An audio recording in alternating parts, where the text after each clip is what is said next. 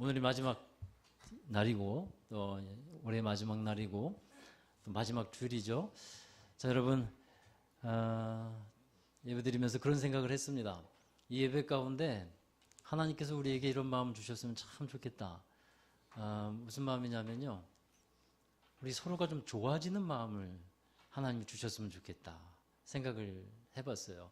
옆에 있는 사람이 정말 좋아지는 은혜, 이성적으로 말고요, 그냥 진짜 하나님의 사랑 안에서 좋아지는 은혜였으면 좋겠다.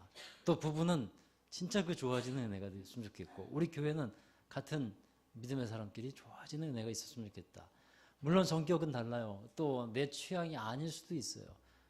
또 때로는 어떤 말 때문에 상처받기도 했어요.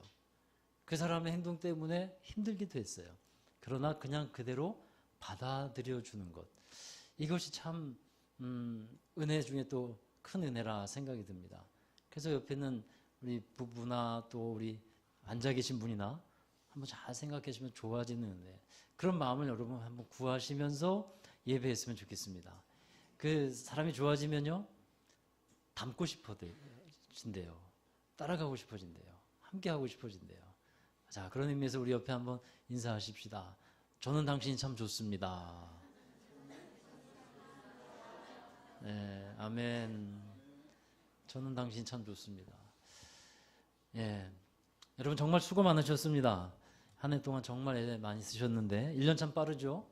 참 빠릅니다. 세월이 빠르기 때문에 성경에는 세월을 아끼라 이렇게 말씀하고 있는데, 이 세월이 빨리 지나가고 보면 진짜 세월을 아껴야 되는 이유가 뭔지 알 것 같아요. 정말 여러분 열심히 달려오셨습니다. 자, 오늘 말씀에도 보면 우리 앞에 당한 경주를 한다고 되어 있습니다. 그러니까 열심히 경주를 하고 경주마처럼 달려오셨어요. 그러면 우리가 달려온 경주는 여러분 단거리 경주입니까? 장거리 경주입니까? 장거리인 것 같죠? 지나가고 보면 단거리예요. 오랫동안 달린 것 같은데 사실 다 지나가고 보면 단거리 경주예요. 근데 지금 우리가 달려오고 있는 상황에서는 장거리 경주예요. 10년 달려왔고 20년, 30년, 40년 이렇게 달려왔습니다. 어떤 우리 권사님들은 80년을 달려왔어요. 자, 여러분 누구나 태어나면서부터 경주는 시작이 돼요. 그러나 마지막 결승선 테이프는 반드시 있습니다. 이 마지막 결승선 테이프를 잘 끊어야 합니다. 결승선까지 잘 달려왔으면 멋지게 그 테이프를 끊어야 한다는 거예요. 그러니까 마라톤 경주와 같은 우리의 인생은 이제 결국은 그 결승선을 지나고 나면 상을 받는 그런 사람이 되어야 할 줄로 믿습니다. 그러면 누가 상을 받습니까? 올림픽 경기 같은 경기에서는 1등, 2등, 3등 이 주로 3명만 상을 받아요. 그러면 여러분 우리 신앙생활 가운데서도 하나님이 1등, 2등, 3등만 상을 주시겠습니까? 우리 사회가 1등만 살아남는 사회가 되어서 참 문제인데, 우리는 모두가 다 1등 할 수가 없어요. 우리 자녀들도 그래요. 그러나 여러분 1등은 하지 못할지언정 기억하십시오. 3류는 되지 말자. 1등은 못해도 3류는 되지 말자 하는 겁니다. 인류가 되어야 돼요. 1등은 못해도 인류는 될 수 있어야 돼요. 그럼 무엇의 인류가 되어야 할까요? 우리는 믿음의 인류가 되자. 여러분 누가 상을 받습니까? 믿음의 경주에서 성실히 최선을 다한 사람이 상을 받는 거예요. 그게 조금 늦게 들어오도 주님께서는 그런 거 그렇게 상관하지 않습니다. 최선을 다해서 성실히 믿음의 경주를 했다면 그 사람을 하나님께서는 인류라고 여겨주시는 것입니다. 그래서 오늘 말씀에 보면 인내로서 우리 앞에 당한 경주를 하라 이렇게 말씀을 하고 있어요. 그러니까 우리의 인생은 참고 견디면서 또 기다리면서 앞으로 묵묵히 가는 거예요. 여러분 왜 인내를 합니까? 고통이 있기 때문에 인내를 하잖아요. 그렇죠? 고통이 있기 때문에 인내해요. 우리가 다른 사람들을 볼 때 이런 생각을 가질 때가 있어요. 세상은 참 불공평하다. 이런 생각을 가질 때가 있어요. 뭐 너무 차별도 있고 또 차이도 많이 나고. 근데 여러분 공평한 것이 하나 있습니다. 그게 뭔지 아세요? 고통만큼은 공평하다는 거예요. 세상은 불공평해 보이지만 고통은 다 공평해요. 모든 사람에게 작든 크든 저마다 고통들을 다 갖고 있다는 것입니다. 고통을 감내하면서 여기까지 우리 또한 달려온 것입니다. 고통 없이 달려온 사람은 아무도 없어요. 그런 여러분들에게 하나님의 위로가 있으리라고 믿습니다. 제가 요즘 읽고 있는 책 중에 이런 얘기가 하나 나왔어요. 이런 글이 있는데 한상궁이가 장금이에게 하는 얘기예요. 장금아, 사람들이 너를 오해하는 게 있어. 내 능력은 뛰어난 것에 있는 것이 아니라 쉬지 않고 가는 데 있어. 모두가 그만두는 때에 눈을 동그랗게 뜨고 다시 시작하는 것. 너는 얼음 속에 던져져 있어도 꽃을 피우는 꽃이야. 그러니 얼마나 힘들겠니? 자, 이런 글이에요. 참 감동이 되는 글이었어요. 여러분, 우리가 계속해서 인생의 경주를 해나가는데 고통이 있습니다. 그런데 묵묵히 그 일을 감당하다 보면 힘들죠. 그러나 인내로서 나아갈 때 하나님께서 주시는 상을 우리는 받게 되는 것입니다. 경주를 하는 데 있어서 중요한 것이 하나 있어요. 그것은 뭐냐면 목적과 방향입니다. 달리는 사람이 꼬린 지점을 잘 알지 못한 채로 달린다면 그것은 말도 되지 않는 일이지만 열심히 달리고 난 후에 모든 것이 헛될 뿐이에요. 그래서 인생의 경주에서 가장 필요한 것이 있다면 이제 목표, 방향을 설정하는 거예요. 과연 나는 무엇을 위해서 달리고 있느냐 하는 것입니다. 과연 나는 무엇을 위해서 공부를 하고 무엇을 위해서 살아가고 있느냐 하는 질문을 우리가 해봐야 하는 거예요. 여러분, 그 질문에 대해서 오늘 말씀은 이렇게 우리에게 답을 내려주고 있습니다. 히브리서 12장 2절의 말씀입니다. 함께 읽어보시죠. 믿음의 주요 또 온전하게 하시는 이인 예수를 바라보자. 그는 그 앞에 있는 기쁨을 위하여 십자가를 참으사 부끄러움을 겨의치 아니하시더니 하나님 보좌 우편에 앉으셨느니라. 아멘. 무엇을 바라보고 달리는 겁니까? 예수를 바라보고 달리는 거예요. 예수를 바라보자. 여러분, 우리의 시선이 또 우리의 방향이 예수 그리스도에게 맞추어져 있어야 한다 하는 게 사실입니다. 왜냐하면 우리는 믿음의 길을 가는 사람들이기 때문에 그렇습니다. 만일 우리가 믿음의 길을 시작하지 않았다면 예수님을 바라볼 이유가 없어요. 만일 우리가 이 세상을 살다가 그저 한 방울의 물이 바다에 뚝 떨어져 가지고 사라져 버리는 것과 같은 인생이라면 예수님을 바라볼 이유가 없어요. 그러나 우리는 믿음의 길을 떠났습니다. 믿음의 항해를 시작했습니다. 그렇다면 제대로 가야 합니다. 그렇다면 바르게 가야 합니다. 바르게 간다는 것이 뭘까요? 예수를 바라보고 가는 거예요.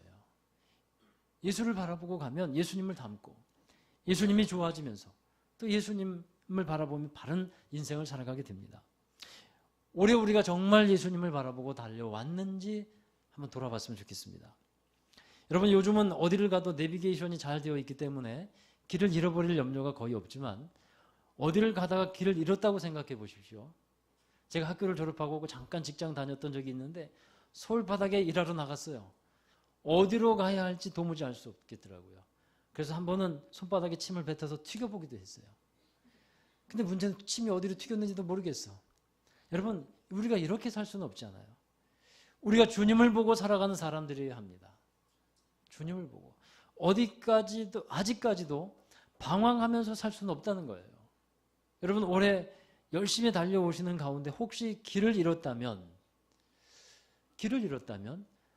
눈을 들어서 다시 예수님을 바라볼 수 있게 되기를 주의 이름으로 축원합니다. 예수 그리스도가 우리의 인생의 나침판이고 또 내비게이션이에요.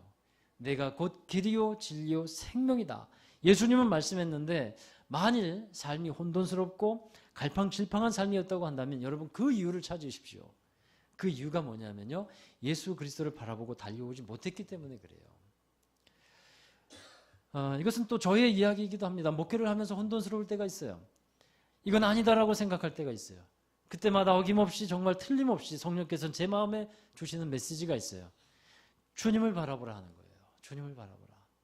다시 주님을 바라보면 달릴 수 있게 됩니다. 주님을 바라보니까 다시 힘을 낼 수 있게 됩니다. 여러분, 실족한다는 말이 있잖아요. 실족한다. 실족이라는 말은 발을 잘못 디뎌서 발이 미끄러지고 또 걸려 넘어지다라는 뜻입니다. 실족하는 경우는 두 가지가 있습니다. 하나는 자기가 실족하는 경우가 있고 또 한 가지는 다른 사람을 실족하게 하는 경우가 있어요. 실족하는 경우에는 왜 발을 헛디뎠는가, 왜 걸려 넘어졌는가를 여러분 잘 살펴보셔야 돼요. 오늘 본문의 말씀 12장 1절에 보면 모든 무거운 것과 얽매이기 쉬운 죄를 벗어버리라 말씀하는데 실족하게 되는 이유가 여기에 있어요. 두 가지예요. 자기가 짊어지고 있는 짐이 너무 버겁고 무거운 거예요. 그 무거운 짐을 나약한 어깨에 짊어지고 오다 보니까 실족하게 돼요. 그러면 그 무거운 짐에 대한 주님의 처방이 무엇입니까? 맡기라는 것이었어요. 수고하고 무거운 짐진 자들아 다 내게로 오라. 내가 너희를 쉬게 하리라. 나는 마음이 온유하고 겸손하니 나의 멍에를 메고 내게 배우라. 그리하면 너희 마음이 쉼을 얻으리니 이는 내 멍에는 쉽고 내 짐은 가벼움이라. 할렐루야. 자, 여러분 어떤 분은 이렇게 말할지 모르겠어요. 내 짐이 이렇게 무거운데 주님이 해결해 주실 수 있다고요? 이렇게 겹겹이 쌓여 있는 문제를 주님이 해결해 주실 수 있다는 말이에요? 여러분 폭풍우도 잠잠케 하시는 예수님이십니다. 바다도 잠잠케 하시는 예수님이고 바람도 잠잠케 하시는 주님이셨어요. 그럴 때 우리가 해야 되는 것이 있어요. 주님을 바라보고 기도하는 겁니다. 내가 일하면 여러분 내가 일할 뿐이지만 내가 기도하면 하나님께서 일하기 시작하는 것입니다. 어쩌면 주님은 우리가 무거운 짐을 지고 있는 것을 그냥 바라보고만 계실지도 몰라요. 왜냐하면요 아직 주님께 맡기지 못하기 때문에 좀 더 무거워지면 맡기려나? 좀 더 힘들어지면 나에게 오려나?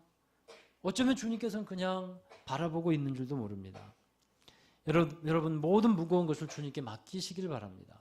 힘들죠? 그러나 기도해 보셨습니까? 그 문제를 가지고 주님 앞에 내려놓고 기도해 보셨습니까? 우리는 그래야만 제대로 달릴 수 있다라는 것입니다. 또 한 가지 다른 사람을 실족하게 하는 경우가 있어요. 사람들 앞에 올무를 놓는다거나 다른 사람을 죄짓게 한다거나 하는 것이 바로 이 다른 사람을 실족해 하는 겁니다. 오늘 말씀에서도 보니까 얽매이기 쉬운 죄를 벗어버려야 제대로 달릴 수 있다라고 말씀하고 있어요. 이것에 대해서 주님도 엄중하게 경고했습니다. 자, 마태복음 18장 7절의 말씀 함께 보실까요? 실족하게 하는 일들이 있음으로 말미암아 세상에 화가 있도다. 실족하게 하는 일이 없을 수는 없으나 실족하게 하는 그 사람에게는 화가 있도다.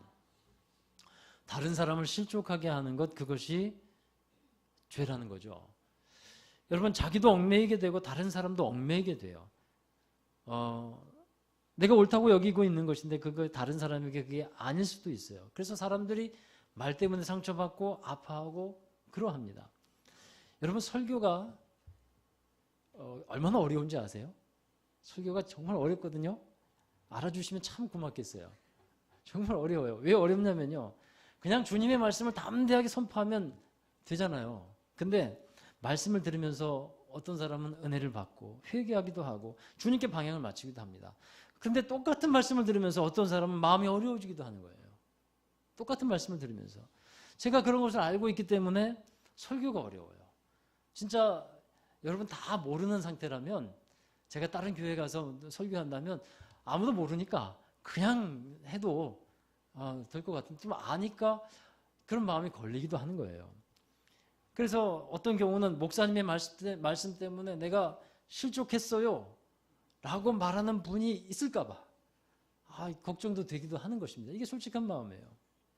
여러분 죄는요 다른 사람을 실족하게 하는 것입니다. 그래서 앞으로 나아가지 못하게 합니다. 이것을 벗어버리라 하는 거예요. 그래야만 제대로 바르게 앞으로 나아갈 수 있다 말씀합니다. 그러면 이런 죄들이 사람을 떠나지 않고 죄를 벗어버리지 못하는 이유가 뭡니까? 바라보는 것이 잘못되어 있기 때문에 그래요. 생각하는 것이 잘못되어 있기 때문에 그렇습니다. 나의 욕심과 죄를 이길 수 있는 방법이 있습니다. 오직 정말 주님을 바라보는 것뿐이에요. 우리가 주님을 바라보는 삶을 그래서 계속해서 연습해야 합니다. 여러 가지 복잡한 일들이 많죠. 유혹이 많죠. 그 가운데서 주님을 바라보는 것을 연습을 계속 하셔야 한다는 거예요. 여러분 그 가운데 주님을 바라보면 죄나 유혹들을 지나가고 넘어가게 됩니다. 그렇게 살아가다 보면 어느새 정말 나의 삶은 정말 주님께서 인도하시는 삶이구나 라고 고백할 수 있게 되리라고 믿습니다. 우리의 삶에는 습관이 참 중요하잖아요. 잘 못하던 것도 한 번, 두 번 하다가 보면 조금씩 몸에 익어가고 나중엔 좋은 습관이 될 수 있는 것처럼 우리도 주님을 그렇게 바라보는 연습을 생활 가운데서 많이 하셔야 한다는 거예요. 또 우리가 주님을 바라보아야 할 때가 있습니다. 피곤하여 낙심할 때라고 말씀하고 있어요. 히브리서 12장 3절의 말씀 함께 읽습니다. 너희가 피곤하여 낙심하지 않기 위하여 죄인들이 이같이 자기에게 거역한 일을 참으신 일을 생각하라. 생각하라는 말은 곧 바라보라는 말씀과 같은 의미입니다. 사람이 낙심할 때가 많이 있습니다. 우리를 피곤하게 하는 일들이 많이 있습니다. 그때 누굴 생각하라고요? 주님 생각하라 말씀하고 있습니다. 주님은 자신을 거역한 사람들, 낙심하게 한 사람 하는 많은 일들을 어떻게 하셨다고 합니까? 참으셨대요. 근데 여러분, 우리가 우리의 혈기나 성질이나 내 마음을 갖고서는 참을 이유도 없어요. 그럼 왜 참습니까? 그냥 그 성질대로 또 혈기대로 살아가면 돼요. 그 뜻대로 저지르면 됩니다. 근데 이렇게 말씀하는 분들이 있어요. 나도 한번 성질나면 누구도 못 말려. 여러분 그런 말씀 좀 들어보셨죠? 누구도 못 말려. 그러니까 여기저기서 사람들에게 이제 씩씩대면서 막 화풀이를 합니다. 그런데 주님을 생각하고 주님을 바라보면 그게 아닌 거예요. 그게 아닌 거예요. 그런 상황이 있으면 여러분 발생하게 된다면 정말 주님을 생각하시고 주님을 바라보실 수 있기 바랍니다. 그러면 참을 수 있어요. 이 참는다는 말이 좀 억누른다고 하는 의미로 해석될 여지가 있는데 처음에는 참는다는 것이 좀 그런 구석이 있을 겁니다. 그런데 억누르고 있으면 어떻게 됩니까? 나중에는 폭발하잖아요. 억누르다가 나중에 폭발해버려요. 이 억울하기도 하고 치밀어 오르는 분노라고 할지라도 이제 억누르면 나중에 폭발해요. 그런데 여러분 주님을 생각하고 주님을 바라보기 시작하면요. 그것이 억눌러지는 게 아니에요. 그게 사라져버리기 시작합니다. 믿으시기 바랍니다. 그게 사라져버려요. 제가 몇 주 전에 금요기도에서 이런 말씀을 주제로 한동안 말씀 나눴어요. 우리가 이긴다는 것이 뭐냐? 믿음의 사람으로 승리한다는 것이 뭐냐? 그리고 패배한다는 것이 무엇이냐면 여러분 승리한다는 것은요. 내 안에 계신 주님께서 드러나는 것이 이기는 것입니다. 우리 안에 예수님의 생명이 있는데 그 생명이 드러나면 승리하는 거예요. 그런데 반대로 내가 드러나면 지는 겁니다. 나의 혈기, 나의 분노, 성질, 시기 이런 것이 드러나면 지는 거예요. 그러면 이런 것들을 어떻게 표출하지 않을 수 있겠습니까? 그러니까 우리가 먼저 주님으로 또 주님의 것으로 채워져야 한다는 사실이에요. 그러면 어느새 자연적으로 우리는 주님의 소유된 사람으로, 주님의 성품의 사람으로 변화되어 있을 것을 믿습니다. 자, 여러분 제가 질문 한번 드릴게요. 여러분 개인이 중요하십니까? 주님이 중요하십니까? 개인이 중요합니까? 주님이 중요하십니까? 대답하시기 어렵기도 할 겁니다. 왜냐하면 주님이 중요하다고 해야 될 것인데 주님이 중요하다고 하면 나도 중요한데 그러면 믿음이 없는 것 같고 대답하기 어려우실 수도 있어요. 여러분 사실 이 질문은 좀 맞지 않는 질문이에요. 왜냐하면 내가 없다면 그 사람에게는 자신이 없다면 그 사람에게는 주님도 없는 거예요. 그래서 내가 있어야 주님도 있는 거예요. 주님이 있기 때문에 또 내가 있는 겁니다. 그러니까 그 한 사람의 존재론적으로 생각한다면 그러니까 이 질문은 별로 좀 맞지 않는 질문이기도 한데 요즘에 제가 읽고 있는 책이 하나 있어요. 개인주의자 선언이라고 하는 책이에요. 문유석이라고 하는 분이 쓴 책인데 이분은 서울의 동부지방법원 판사입니다. 이 책은 신앙서적이 아니에요. 근데 제가 이 책을 읽어봐야겠다고 생각한 계기가 있었는데 우리 송 집사님하고 양육을 하다가 개인주의에 대해서 얘기를 나누게 됐어요. 개인주의. 개인주의는 여러분 개인의 존엄성을 인정받는 삶을 지향하고 있습니다. 그렇죠? 개인의 존엄성을 지향합니다. 근데 어떤 단체라든가 집단에 의해서 개인의 자유나 존엄을 억눌림 받을 수가 있어요. 그것이 한 국가라고 해도 한 개인의 자유나 존엄을 억누를 수 없습니다. 과거에는 그런 일들이 많았어요. 그래서 우리가 좀 많이 눌린 상태에서 인간의 존엄성 또 개인의 자유 이런 것들을 잘 누리지 못한 상태로 살아왔던 것이 사실입니다. 자, 자기를 존중하고 다른 사람도 존중하는 사회, 이것이 개인주의의 장점이라는 거예요. 그래서 자기가 하고 싶은 것을 억압받거나 제지당하거나 개인의 인격이 무시되는 상황을 아주 거부합니다. 앞으로 우리나라도 점점 개인주의가 지향하는 사회로 그런 시대로 되어갈 것이라고 생각이 들어요. 그리고 이런 점에서 생각해 본다면 여기 계신 여러분 모두는 또 저를 포함해서 다 개인주의적인 성향을 다 갖고 있습니다. 왜냐하면 엄밀히 말하면 다 자신이 존중받고 싶고 또 인정받고 싶어요. 인격적인 대우를 받고 싶습니다. 이건 개인주의적인 성향을 다 띠고 있는 거예요. 거기에는 이견이 있을 수 없습니다. 그리고 성경도 그 부분을 인정을 하고 있어요. 다른 사람을 사랑하라고 하지만 자기를 사랑한 것처럼 다른 사람을 사랑하라고 해요. 그러니까 자기를 사랑하지 아니하면 다른 사람을 사랑할 수가 없어요. 자기를 위할 줄 알아야 다른 사람도 위할 수 있는 거예요. 그러니까 우리는 존재론적으로 다 개인주의적인 성향을 다 갖고 있습니다. 그런데 여기에 한 문제가 있어요. 교회와 개인을 연결해야 될 때, 여러분 교회는 심지어 뭐라고 부르냐 하면 공동체라고 부릅니다. 또 가족이라고도 불러요. 개인주의와 공동체는 서로 양립할 수 있을까? 이게 참 큰 숙제인 것 같아요. 공동체와 개인주의는 서로 다르게 보이죠. 여러분 개인주의적인 시각으로 바라보면 교회 공동체가 개인의 자유와 인격과 존엄을 무시하고 있는 것으로 비춰질 수가 있어요. 개인주의적인 시각에서 바라보면. 왜냐하면 교회는 무엇을 얘기하냐면 순종을 얘기해요. 또 때로는 더 심하게 복종이라는 말까지도 합니다. 내가 하기 싫은데 어떻게 순종이 될 수 있겠습니까? 예. 그러니까 사람들이 하나님을 거부하는 이유 중 가장 큰 이유가 이것이 아닐까 저는 생각이 들어요. 내가 원하지 않는데 교회는 그것을 또 억압한다라고 생각하는 거죠. 그런데 여러분 사람들이 모르는 것이 한 가지가 있어요. 하나님은 한 사람 한 사람을 어느 누구보다도 어떠한 사회나 어떠한 시대보다도 가장 인격적으로 대하시는 분이라 하는 사실입니다. 그래서 교회를 세워주셨어요. 그 인격적인 하나님께서. 교회가 하나님의 일을 감당하도록 하셨는데 교회를 그리스도의 몸이라고 했습니다. 그러니까 우리 한 사람 한 사람이 지체가 되는 것이죠. 그래서 그리스도의 몸을 이루어 가는데 성경에는 그 지체 하나하나가 다 어떻다고 말씀합니까? 다 중요하고 다 소중하다라고 말하고 있어요. 그래서 내가 소중한 것처럼 다른 사람도 소중하다 하는 것을 말씀에서 깨우쳐주고 있는 것입니다.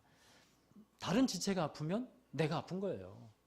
내가 병들었으면 다른 지체도 병들어 가는 겁니다. 반대로 내가 건강하면 다른 사람도 건강해지는 거예요. 다른 사람이 건강하기 때문에 나도 함께 건강해지는 거예요. 이게 공동체고 이게 교회거든요. 그러니까 이러한 공동체 안에 하나님의 그 개개인을 향한 어떤 존중과 인정 이런 것이 분명히 있다 하는 것입니다. 하나님은 우리를 혼자서 살 수 있도록 만들지 않으셨습니다. 함께 연합하게 하셨고 함께 기뻐하며 살아가는 존재로 만드셨습니다. 그것이 우리 교회의 모습이 되어야 할 줄로 믿습니다. 그러면 어떻게 그런 교회가 될 수 있을까? 주님을 바라봐야 한다는 거예요. 여러분 십자가를 바라보는 겁니다. 우리가 자꾸 사람을 바라보잖아요. 세상을 바라보잖아요. 사람 보고 그러잖아요. 그러면 자꾸 실망밖에 안 돼요. 근데 주님 바라보면 이제 주님의 사랑으로 그 모든 것들이 다르게 보여요. 정말 그래서 우리가 서로 사랑하며 아름다운 교회를 세워갈 수 있으리라 믿습니다. 주님만 바라보는 것, 이것이 진리이고 해답입니다. 자, 여러분 고든 맥도날드라고 하는 미국에 목회하는 목사님이 계신데 미국의 에팔레치아 산맥을 여행하고 있다가 여행 중에 한 나무를 가지고 작은 개를 조각하는 장인을 만났어요. 그래서 옆에서 지켜보니까 큰 통나무를 가지고 칼로 막 조각을 하는데 뭐 얼마 지나지 않으니까 멋진 개가 딱 만들어지는 거예요. 그래서 목사님이 너무 신기해가지고 그분에게 묻습니다. 선생님, 어떻게 이렇게 멋지고 아름다운 개를 조각해낼 수 있습니까? 그러자 그분이 말합니다. 어렵지 않아요. 개가 아닌 부분은 다 깎아내면 돼요. 그러면 개가 나온다는 거예요. 그렇습니다. 여러분, 통나무에서 개가 아닌 부분을 깎아내면 멋지고 아름다운 개가 나오는 것처럼 우리가 주님 바라보고 살아야 되는데 다른 것 바라보고 살았다면 그거 제해버리는 거예요. 주님을 생각하고 가면 정말 우리의 인생은 주님께서 부르시는 그날 또 먼 날에 정말 아름다운 작품과 같은 인생으로 만들어지게 될 것임을 믿습니다. 오늘 2017년 마지막 주일을 보내면서 다시 한번 생각해 보게 됩니다. 우리가 올해 예수님 바라보고 살아왔는가? 여러분 혹 그렇지 않다고 생각된다면 이제 새롭게 시작되는 1월 1일 내일부터 정말 새해부터는 주님을 향한 시선을 놓치지 않고 믿음의 새로운 경주를 최선을 다해 해나가는 여러분 되시기를 주의 이름으로 축원합니다. 기도하겠습니다. 사랑해 주님 감사합니다. 우리를 향한 하나님의 사랑, 그 사랑이 우리 안에 채워지고 또 하나님의 은혜가 있으므로 우리 이렇게 믿음으로 경주하며 달려왔습니다. 때로는 길을 잃어버린 것 같고 혼동된 것이 있었는데 그때마다 그 이유를 찾게 하시고 그 이유는 우리 주님을 향한 시선을 잃어버렸기 때문임을 깨닫게 하시고 다시 우리 믿음의 눈을 들어 주님 바라보게 하여 주옵소서. 온전케 하시는 예수 그리스도를 생각하며 낙심하지 아니하고 실족하지 아니하고 믿음의 경주를 온전히 해나갈 수 있는 저희들이 되게 하여 주옵소서. 새로운 날에 또 주님께서 열어가시는 새로운 그러한 시간에 주님 믿음의 아름다운 그런 경주를 통해 아름다운 믿음의 역사를 또한 이루어가는 우리 모든 성도들과 우리 제자로 교회가 되게 하여 주옵소서. 예수 그리스도의 이름으로 기도하옵나이다. 아멘. 우리 자리에서 일어나셔서 파송과 결단의 찬양을 부르겠습니다. 우리 주님 바라보는 것은요, 주님의 복음 앞에 서는 겁니다. 우리가 복음을 잃어버리지 않고 다시 복음으로 살아가는 것입니다. 우리 함께 찬양하십시다. 많은 이들 바라고 많은 이들 노래는 하지만 정작 가지 않는 길 두려운 생각보다 많이 힘들고 험한 길보단 그저 말로만 가려기에 점점 멀어져만 가네. 내게 생명 주었던 그 길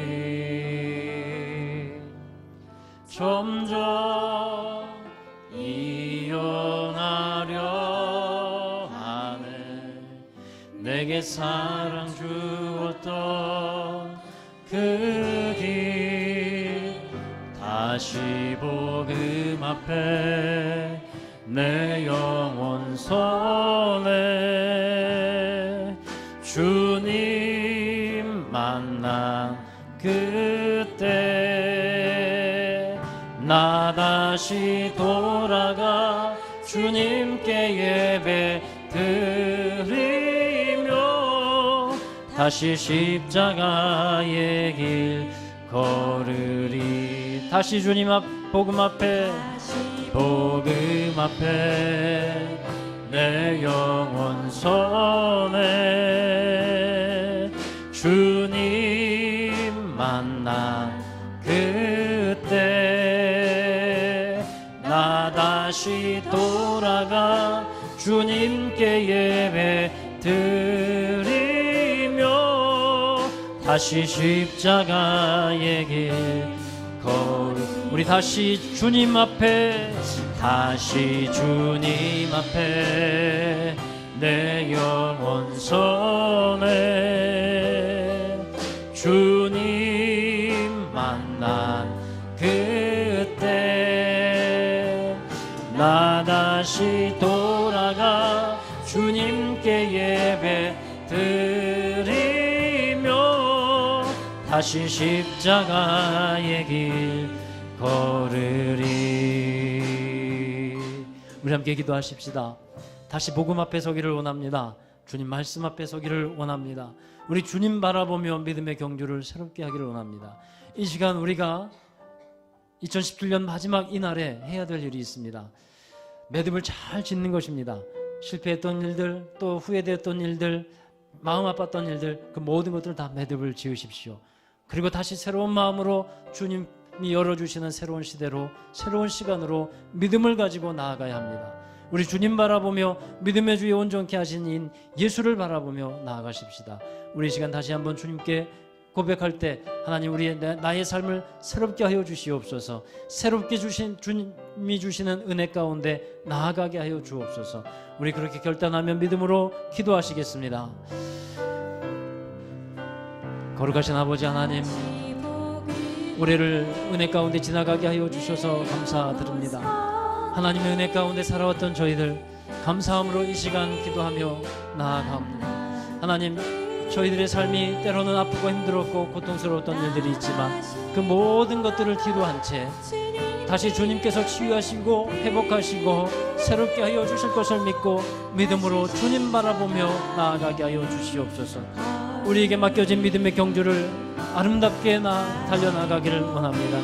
인내하며 달려가기를 원합니다.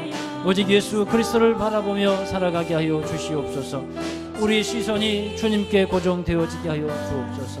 모든 상황 속에서 우리 마음을 주님께 확증하며 나아가게 하여 주옵소서. 하나님, 정말 우리의 삶을 사랑하여 주시고 기억하여 주심을 감사드립니다. 주님께서 인도하여 주실 것을 믿습니다. 주님 말씀 앞에 서게 하여 주시옵소서.